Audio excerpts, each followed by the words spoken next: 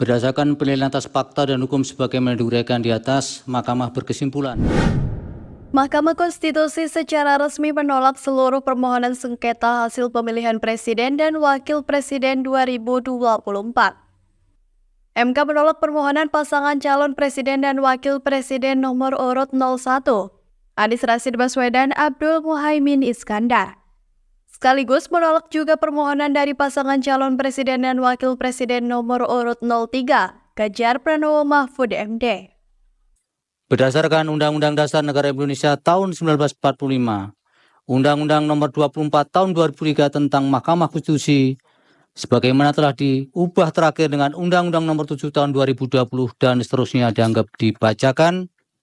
Amar putusan mengadili dalam eksepsi, menolak eksepsi termohon dan pihak terkait untuk seluruhnya. Dalam pokok permohonan, menolak permohonan pemohon untuk seluruhnya. Dalam sidang yang berlangsung pada Senin 22 April 2024, Ketua MK Soehartoyo menjadi pimpinan sidang. Dalam putusannya, MK menyatakan penolakan terhadap kedua permohonan tersebut setelah membaca pertimbangan terhadap dalil-dalil pihak pemohon. Sebagai catatan, pasangan Anies Muhaimin dalam permohonannya meminta MK membatalkan keputusan KPU nomor 360 tahun 2024 tentang penetapan hasil pemilu 2024, di mana keputusan itu telah menetapkan kemenangan pasangan Capres dan Cawapres nomor urut 02 Prabowo Gibran. MK menolak seluruh permohonan tersebut dengan mempertimbangkan keterpenuhan syarat dari para pasangan calon peserta pemilu. Hakim Konstitusi Arief Hidayat menjelaskan dalam perselisihan hasil pemilu, persoalan yang dapat didalilkan adalah keterpenuhan syarat dari pasangan calon, bukan lagi mengenai keabsahan atau konstitusionalitas syarat. Selanjutnya, Ketua MK Soehartoyo menyatakan, dalam pokok permohonan menolak permohonan pemohon untuk seluruhnya.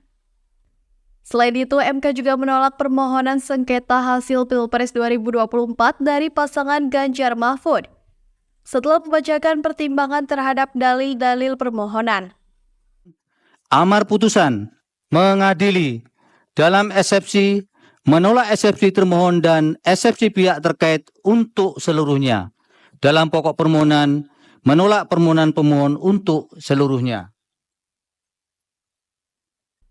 MK menyatakan pertimbangan putusan ini berkaitan dengan pertimbangan dalam putusan terhadap gugatan dari Anies Muhaimin karena masih terkait dalam satu peristiwa.